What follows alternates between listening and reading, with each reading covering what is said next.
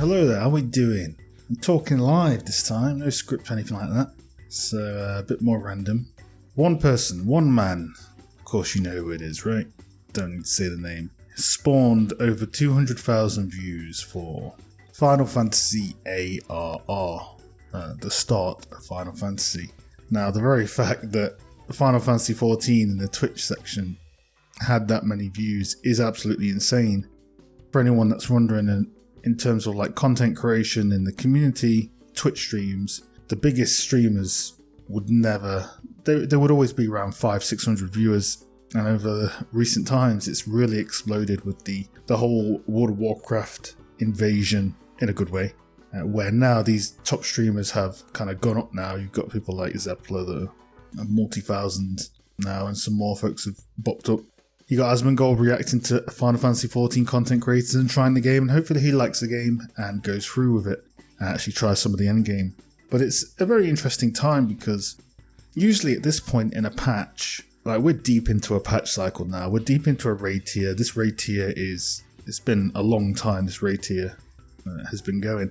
So usually what happens is the game dies down and people raid log or they quit and then they come back for the expansion. More so, we had the expansion delay. Expansion used to be like every July, now November, and there's no ultimate, so it's even longer in terms of drought or potential content drought, which I've already spoke about.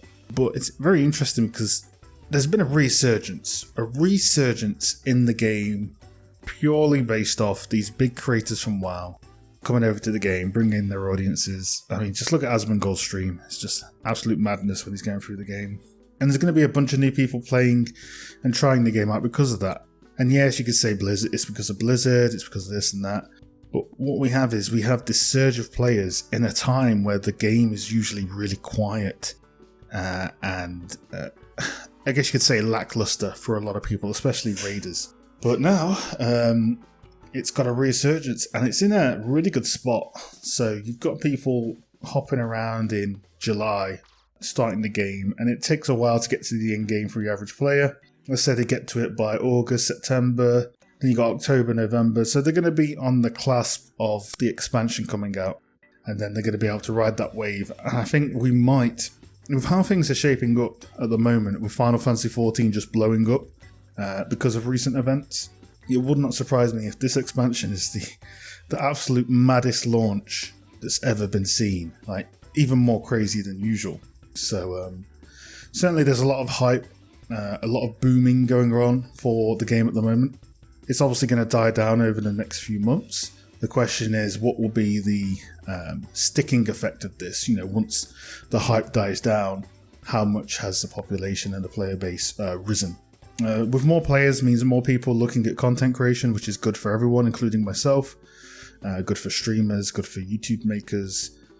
And everyone does content creation. Good for the communities, good for PvP, good for PvE, good for raiding, and all that sort of stuff. So it is, what's happening right now is absolutely awesome for the game. A game that's been quite humble and quiet for the longest time.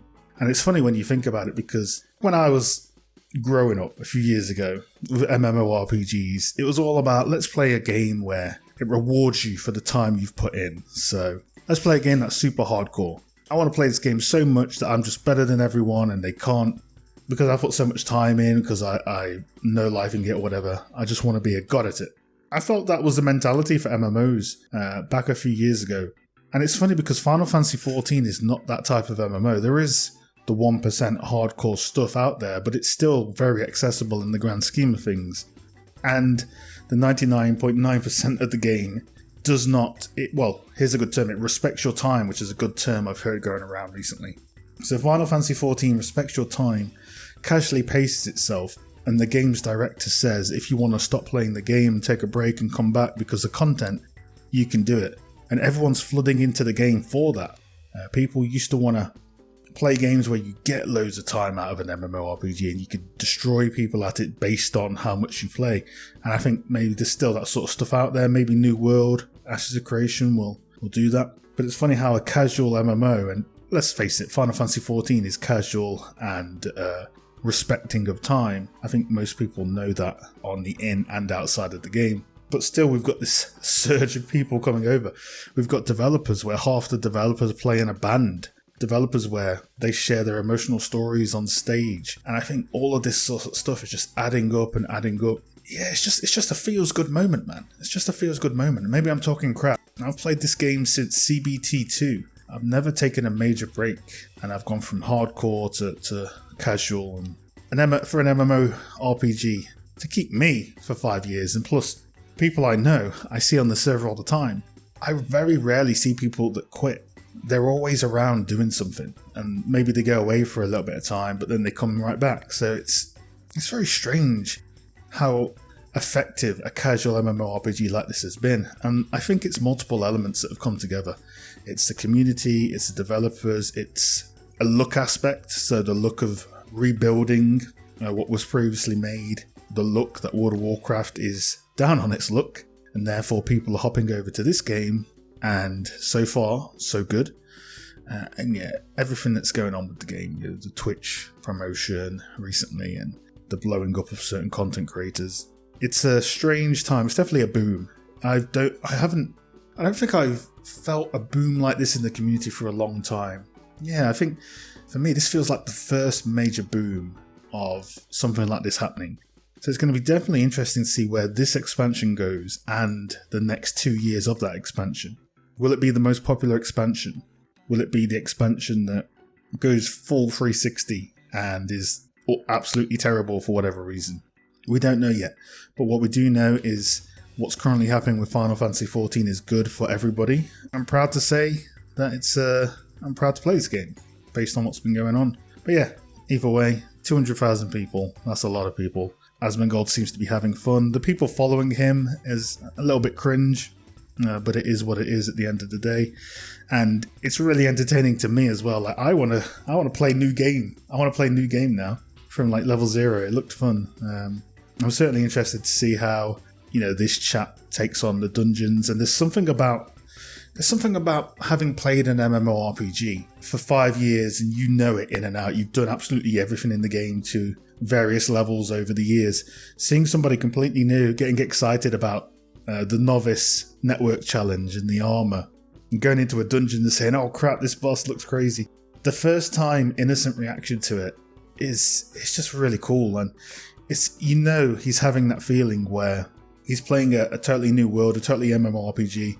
That's something we all love doing, right?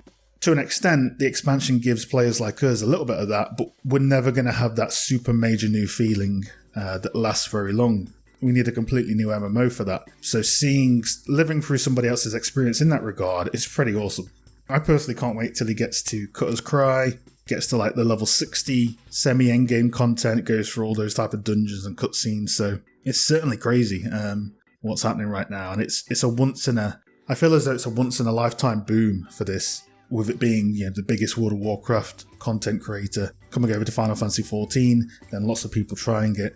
It's just a crazy time. But yeah, I'm curious what you guys think. So obviously some people are negative about it, and it is what it is. But do you share the same feelings as me with this? Do you enjoy seeing somebody go through the game for the first time and being shocked and surprised at every gear upgrade? And what do you think it means for the future of this game? Do you think this game is going to boom even higher, or do you think there's a potential where it will boom and it will just dramatically drop once the next major content in other MMOs come out, once Ashes come out, once New World comes out? Will we drop back down, or will we hold that top 1, top 2 spot in the near future? And let me know what you think. But yeah, for now, I am out.